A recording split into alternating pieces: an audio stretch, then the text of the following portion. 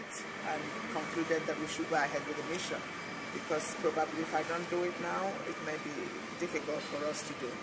And I don't think it matters so much, because it takes a while from there's going to be a specific report on the country in any case, and I'm sure by then the government will have been fairly stabilized, and they will have to look at whatever will come out of my visit.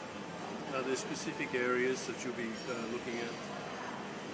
Usually it's all forms. I deal with all forms of human trafficking. I will look at issues around sex trafficking, labor trafficking, the domestic servitude, practices similar to slavery, issues of removal of organs for purposes of trafficking.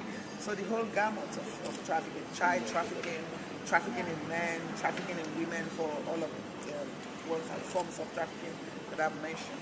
Any form of exploitation, trafficking for purposes of exploitation. It's a long trip, you know. It's 8th to the 19th. What is that, almost?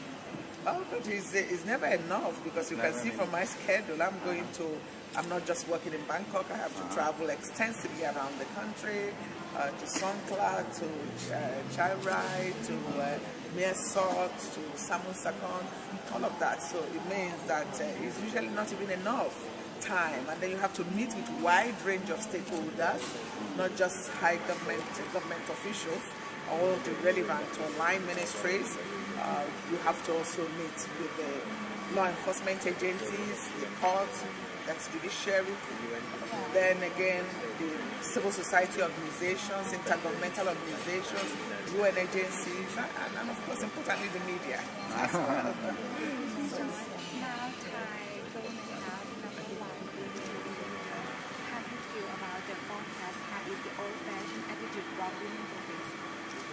Yeah, even though it's slightly, we are very happy, of course, that my agenda is now in the country as a prime minister. It's very important, especially it's the first in Asia. And for me, also coming from Africa, is always something we celebrate when we had the first president of West Africa, for example. And I think women can add a lot to quality of leadership in any country, and it's important that we put them. And I believe on this issue of human trafficking, that when it gets, a woman can really focus on this issue as well, if it is one that has been identified as problematic for a country. So I believe that she can bring her leadership to this issue, not just in Thailand, but also within the whole Southeast region. Some people say, I mean, you'll be looking at both the South and the North. As a regional dynamic. Yeah. Will you be trying to take in human trafficking from a regional perspective? It's always good to get a feel, because there are certain push and pull factors that make people vulnerable to human trafficking. Sometimes it's social exclusion. Sometimes you also find that ethnicity have something to do with it, a particular race, minority. And then again, the divide, which will also bring a lot of disparity in terms of infrastructure. All of these are contribution factors, the push and pull factors, why people become vulnerable to human trafficking. And again, in human trafficking, it's important to look at not just demand, but also including the root causes of human trafficking. So those root causes, if we don't deal with them, then you may not as well be preventing human trafficking. You never succeed in preventing human trafficking. So it's good to have a feel of the country. The whole get to know it, so you can really come to some conclusion that are evidence-based. You said your report is coming out in August, is that right? Or when is the report coming? Not August, when? Usually at the end of the mission we have what we call a preliminary report, which is usually in form of a press release, and now a press conference. And then the full report, which will be presented to United Nations, will follow my next report to Human Rights Council, which will be in June 2012. And it will be also specifically a specific country report on this visit.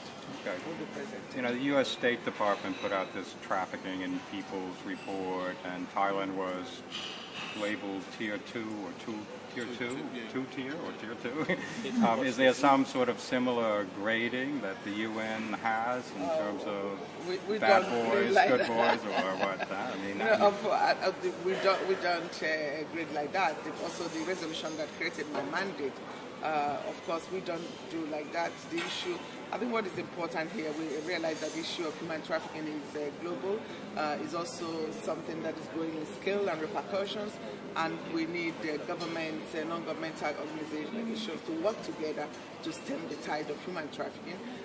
We also have seen that it's something that requires partnership, and here we need public-private partnership. It's not something any one government can also go alone, because it's also transnational in nation, and that's why issues around international cooperation is imperative in combating human trafficking, because you may decide to deal with all your problems in your country, develop your country, and then you will still maybe receive others who are looking forward to your country in search of human security, for example. So it is important that you do this in collaboration. If you have neighboring countries, if you are poorer than you, obviously there have to be relief, because people are, it's a human nature, human condition that people would like to move from least favorable condition to what they consider as favorable condition, and in that process they become vulnerable to human trafficking. So one of the value added of my mandate is that we want to guide government and through innovative ways on how to effectively and in a sustainable manner combat human trafficking. So beyond my visit, which is one of the ways I do my work, I issue thematic reports on different aspects of human trafficking, and I've developed a framework of work on the issue of human trafficking. So, for example, if you're looking at protection and assistance, to talk about what it entails, how governments should provide that protection in terms of policy and legal framework that will protect victims of human trafficking. If you're looking at prevention, what sort of preventive measures that will be sustainable or effective, because sometimes even prevention methods of human trafficking are stigmatizing and counterproductive. So you come up with recommendation tools that can improve efforts at combating human trafficking. If there's an issue of, for example, also prosecution, why are we not prosecuting traffickers? Why are we not making trafficking high-risk business and low-profit business? Then you come up with a set of innovative tools that can help government. And it's about, these are presented before United Nations, and then people take on this.